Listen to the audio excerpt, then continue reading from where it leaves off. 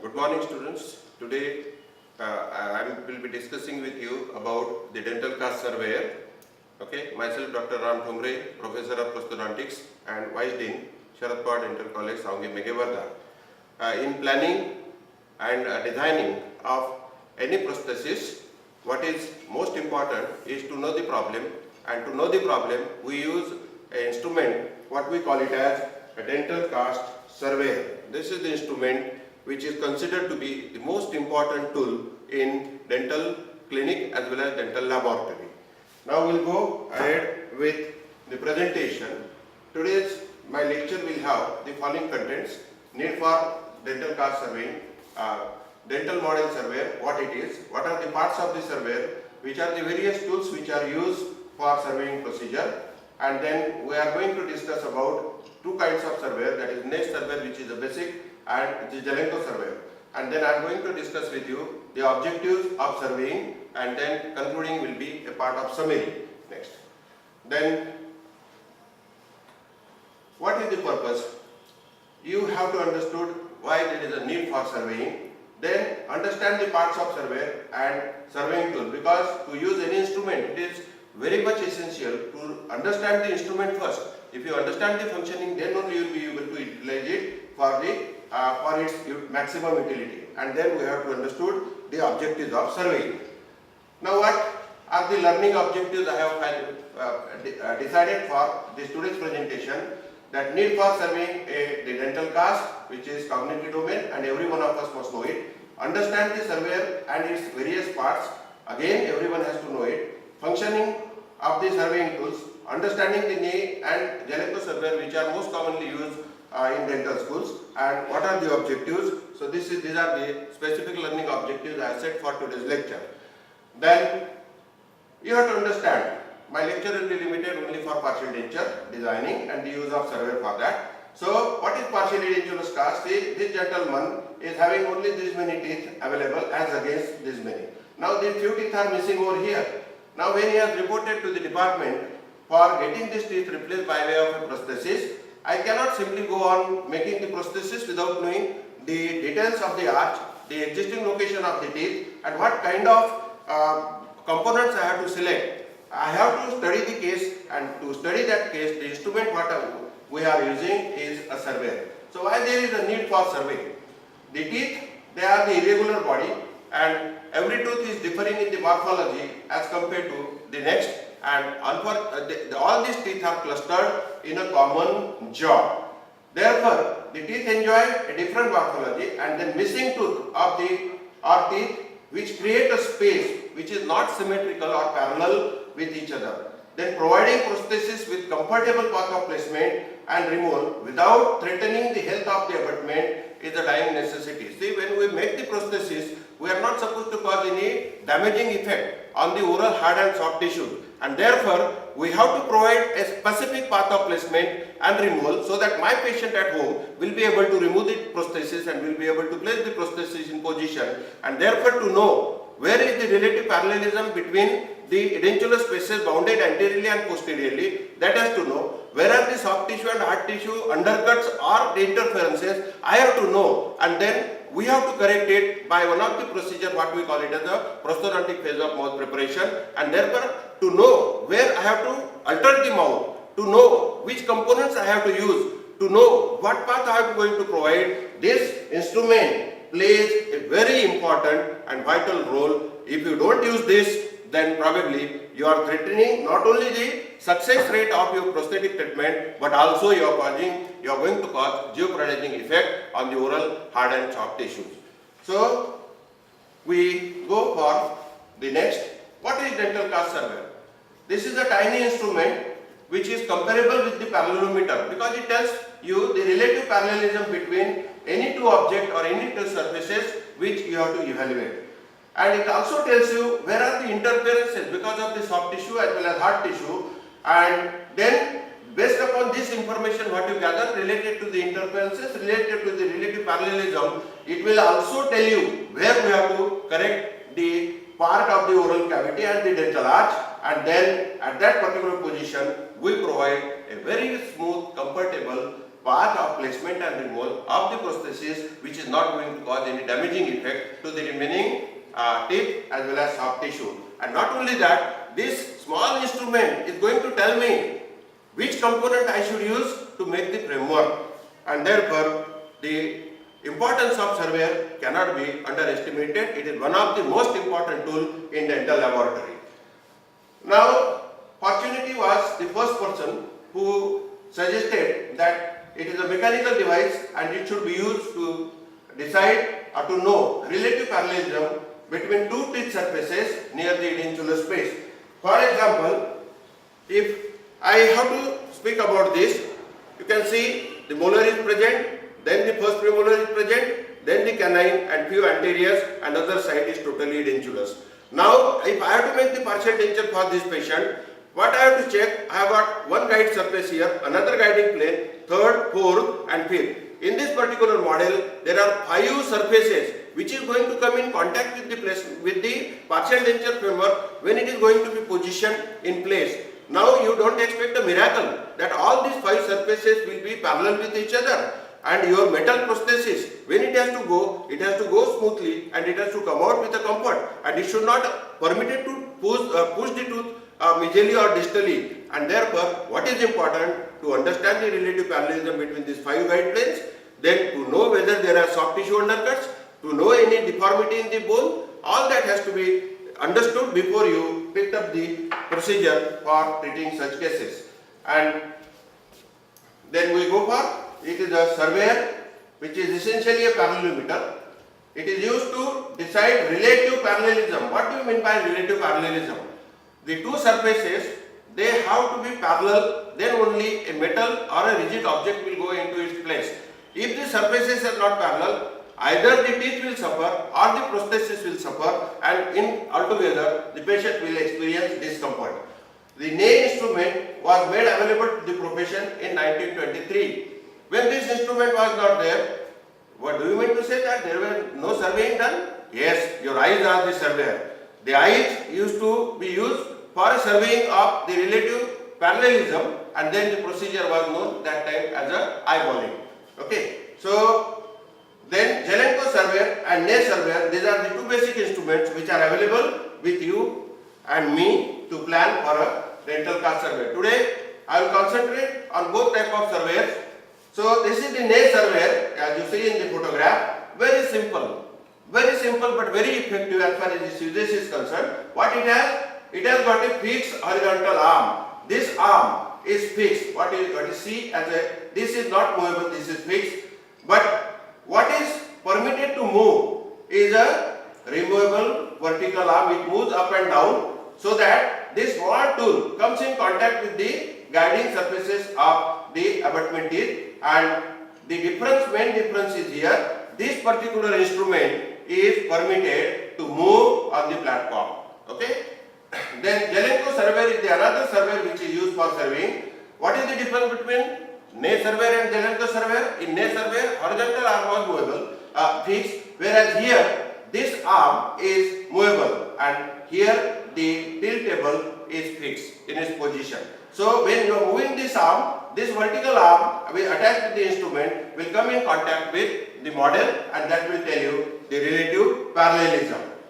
The horizontal arm, which is movable, vertical arm is spring loaded, this one, and cast is fixed on this tilt top or cast holder, and in this particular design a magnet is used to finalize the position, whereas in earlier design the socket is provided on the horizontal platform.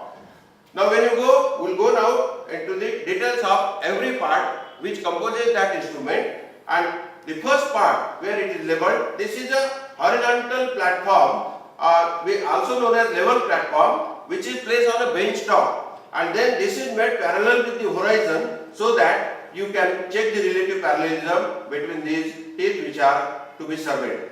It has got a vertical arm arising from horizontal platform or level platform, and the angle between the attachment of vertical arm and horizontal arm is 90 degree. Then it has got a horizontal arm.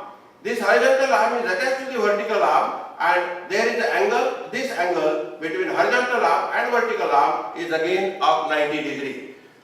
Then it has got at the other end of the horizontal arm, in an opening, the vertical arm is moving up and down, that is number 4.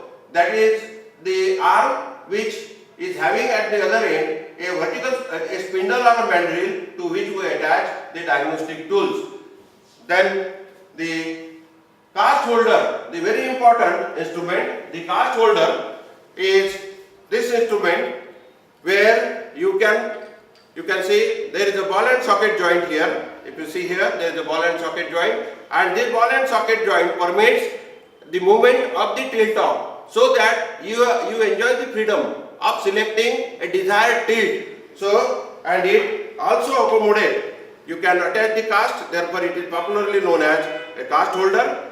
Okay, there are 3 vertical erections in which your cast is fixed, you finalize it. Now this has become one part. The cast is attached to the tilt top, and when you select the tilt, by operating this particular screw, you can finalize the tilt, and now there is no movement. So this is the instrument, this is the component of the surveyor which is very important. This will provide you a freedom of selecting a tilt, and then at that particular selected tilt, you will be deciding path of placement, and at that path of placement, you will be choosing the components of removable partial denture framework, and that is how you are going to design your partial denture. So this entire instrument, what we call it as dental cast surveyor, is a very important instrument in the dental school. Okay, it is also supplied with various tools. These various tools are used for surveying. This I will show you first, and then we'll go back to the PPT. This metal rod is known as metal analyzing rod. Okay, then you have got a carbon marker, nothing but a graphite, a carbon marker, which is then going to scribe a line on the maximum circumference of the tooth. Then carbon, graphite, it is brittle, so it may break, and for no reason you are going to repeat, and therefore this metal sheath is provided. In this metal sheath we put a carbon marker, so reinforcement to the carbon marker is a job expected out of metal sheath. Then the very important 3 instruments, 3 tools are provided, and these 3 tools are nothing but the undercut gauges. If you see, this is the smallest one, the lateral wings, very small, 0.01 of an inch or 0.25 millimeter. The second one is 0.02 of an inch or 0.5 millimeter, and third one is 0.03 of an inch or 0.75 millimeter. So these are the tools which are used to decide the degree of undercut or depth of undercut, and this is important location on the abutment teeth, because you are going to put a clasp around the tooth. So which undercut to be engaged for providing retention to the prosthesis, this small tiny tools is going to tell you, and that the success of providing retention, adequate or inadequate, will be based upon this small tiny. This is the chisel. When you prepare the wax pattern, suppose this tooth is not proper, the morphology is not proper, you are going to prepare this tooth, then you are going to prepare the crown on that. So when we prepare the metal crown, we make the wax pattern. So that wax pattern has to be checked on the surveyor for relative parallelism. It's a golden opportunity with you to verify the guide plane whether it is existing. If it is not existing, we use this wax chisel or wax knife, and then we get ready-made guiding plane carved out of wax pattern itself, which is then casted and cemented. So this tilted tooth will have a relative parallelism surface with the adjacent one. So these are these tools which are useful in deciding. I will show you on PPT. See that the first one, we place metal analyzing rod. This metal analyzing rod is attached to the vertical spindle or mandrel of the vertical arm, and now see, here it is making contact with the tooth. Where it is making contact with the tooth is known as height of contour or maximum circumference of the tooth, and when it is touching down, it is touching on the soft tissue. Can you see this triangle? This triangle is known as undercut, and that undercut has to be utilized for placing retentive terminal or direct retainer. Then the second instrument is a carbon marker. Can you see this? This is a graphite marker, and beauty of this, you see this 45 degree angulation. If it is not done, then this line is scribed on the cast, we call it as the survey line, and same line will be marked on the soft tissue, and then the space between these two will be a undercut. So if I have to obtain the parallelism here, this marking will tell me how much portion of this tooth on that side has to be reduced so as to provide relative parallelism. Next tool is undercut gauges. I already told you there are three types: 0.01, 0.02, 0.03 of an inch. And can you see this lateral extension? This the shaft is making contact with the survey line, that is maximum circumference, and this lateral extension, lateral wing is making contact with the tooth down in the light of triangle, to which we call it as undercut, and then it is 0.01, 0.02, 0.03. Operator has to understand what is the depth of undercut and where you have to terminate retentive arm and what is the requirement of retention of your prosthesis. Accordingly, you select one of the undercut, but based upon the material. If it is cobalt chrome alloy used for cast partial denture, then you cannot use 0.02, somewhere between 0.01 and 0.02, that is the depth of undercut. But if it is gold alloy used for making a partial denture, then you can dare to engage more deeper undercut, because gold alloy is more flexible as compared to cobalt chrome alloy. So this is very important stage in knowing the depth of undercut. As I already told you, the wax pattern, this is the wax pattern, this is the wax chisel, and this, what you can see, extra wax is being removed by this. Again, this cast was mounted on the tilt table, and whatever was the excess wax you have added while making the pattern, that is reduced. So you get this parallel surface, to which we call it as a guide plane. Okay, now we come to the, after knowing the instrument, now why we have to use it, that you have to understand. Why we have to use it? Why, when this patient comes to you, okay, with this presentation in mouth, what you have to use? Why patient has come to you? Patient has come to you to get a removable partial denture, right? Now, can you just make the impression and make the partial denture? Then that partial denture will not go, because see, every tooth enjoy a different morphology. Canine is different than molar. Molar is different than premolar. And therefore, all these bodies which are not symmetrical, they are clustered in a one common jaw. Is it not required to know the parallelism between these edentulous spaces and the guiding plane?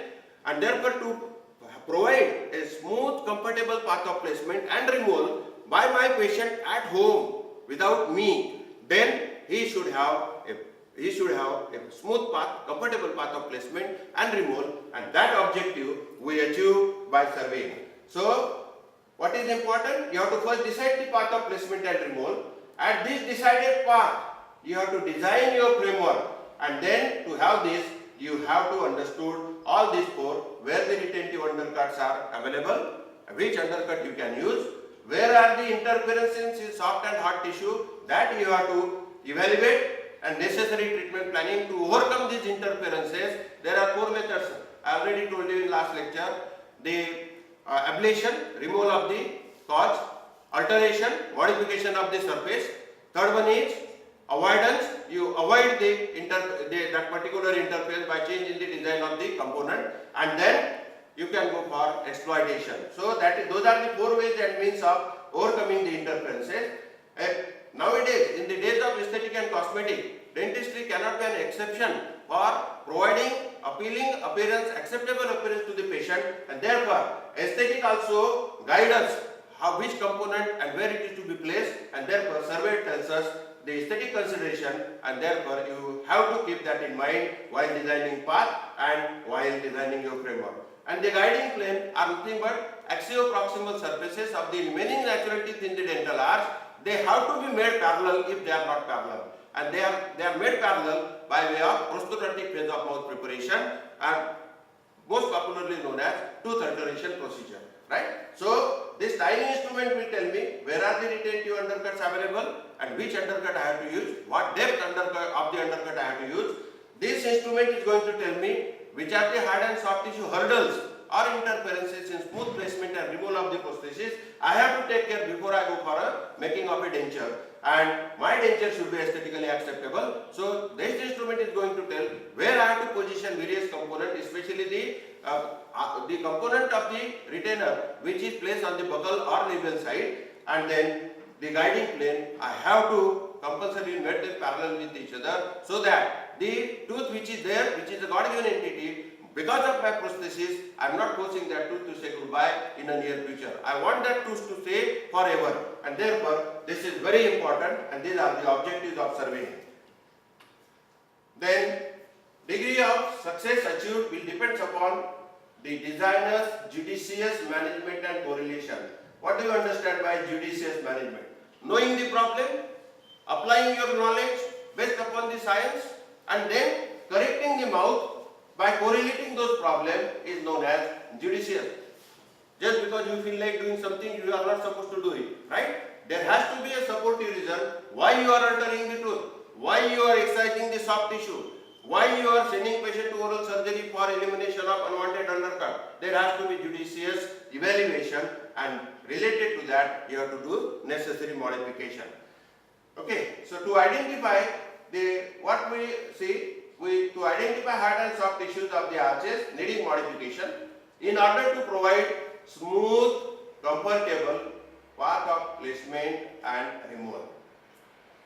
To contribute optimally for aesthetic, that is appearance, in the days of aesthetic and cosmetics, no patient is going to accept your substandard prosthesis, and if he is not happy with the appearance. To ensure adequate retention, the prosthesis what you are going to make, this should not come out when patient is opening the mouth. This should not come out when patient is going to chew the food. This should not come out when patient is going to talk. Okay, and therefore it has to stay back in position. That is steady and firmness of the prosthesis or the foundation.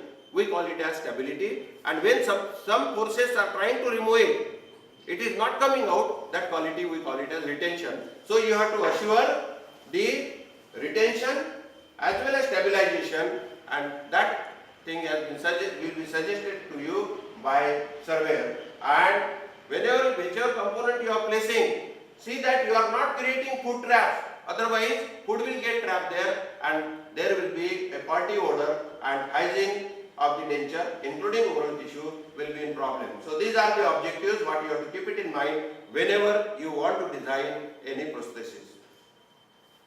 Then surveying of how we do it. First we survey the diagnostic cast. Now if this is the first cast you have made from alginate impression, right? Now this cast is to be surveyed first. So what we have to do? We position this cast on the tilt table, right?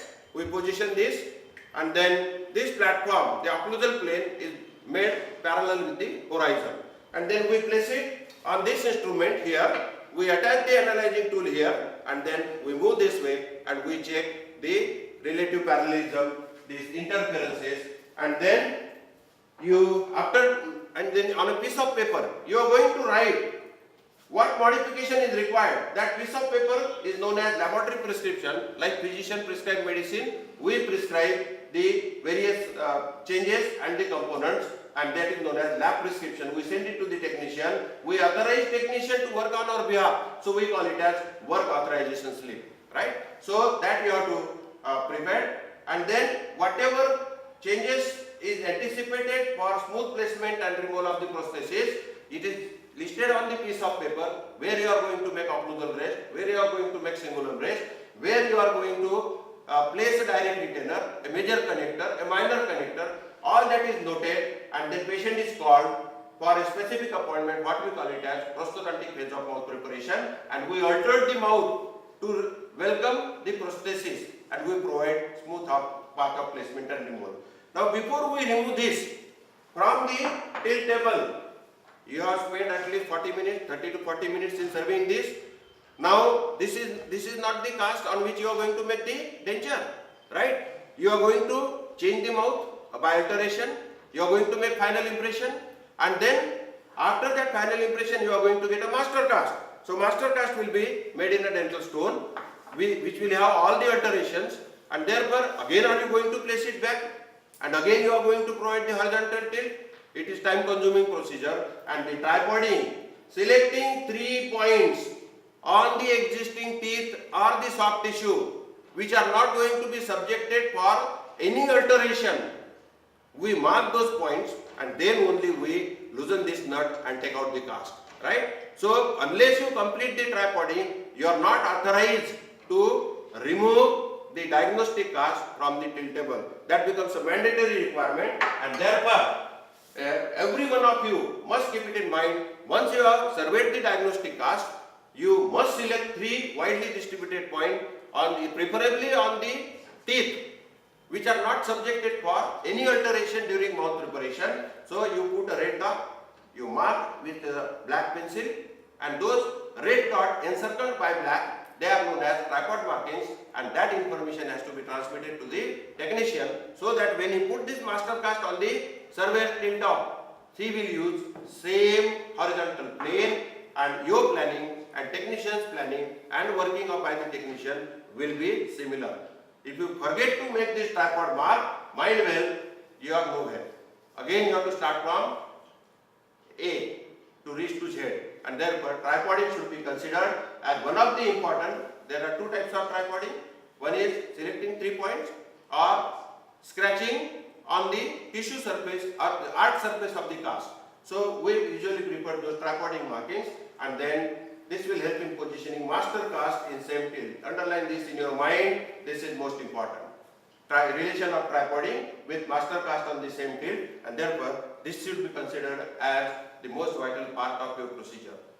Dear students, with this we are coming to the end of part 1 lecture.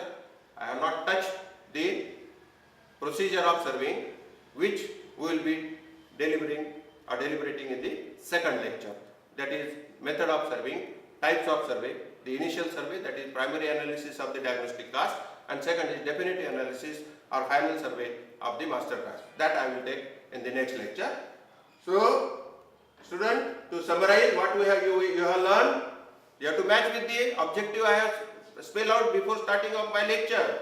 So I hope you all have understood parts of survey, surveying tools, okay, of both the surveyor. Then objective, I have differentiated between Ney surveyor and Jellicoe surveyor.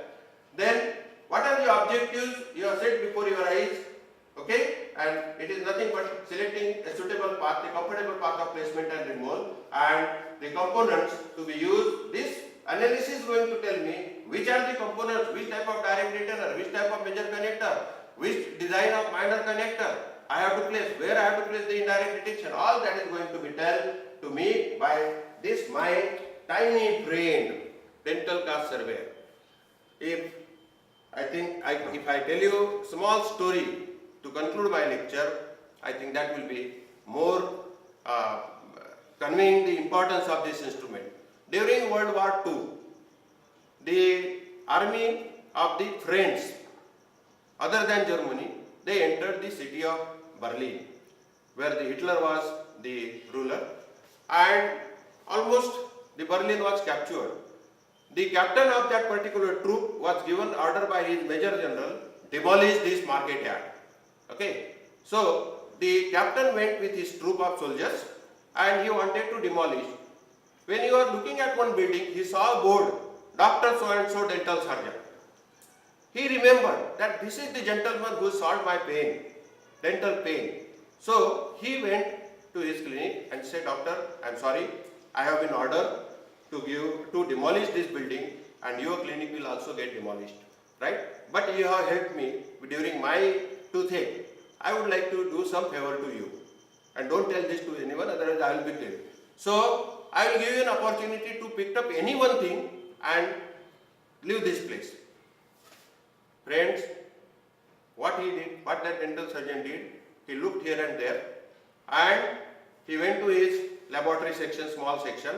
He picked up this instrument and he started running.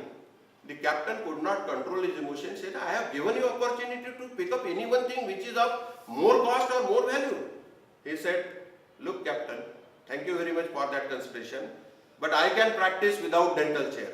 I can practice without air conditioned and well decorated clinic, but I cannot practice without this small tiny tools, because this tells me what should be the path of placement, what should be the path of removal, what part I have to select, what component I have to select. I cannot practice dentistry without this, and therefore, as you have given me opportunity to pick up an important tool, I have picked up the most important tool from my clinic, and doctor ran away, and that captain was saying, oh, this is that instrument, and this instrument I told you through this lecture. So don't forget, this is your best friend in designing, planning any kind of prosthesis. It's not only applicable for partial denture, this is equally applicable for complete denture, for maxillofacial prosthesis, for implant. There are implant surveyors, and therefore surveyor and prosthetic, these are two faces of a coin. Thank you very much. If you got any query, you may contact me during your leisure time in clinic. Thank you very much.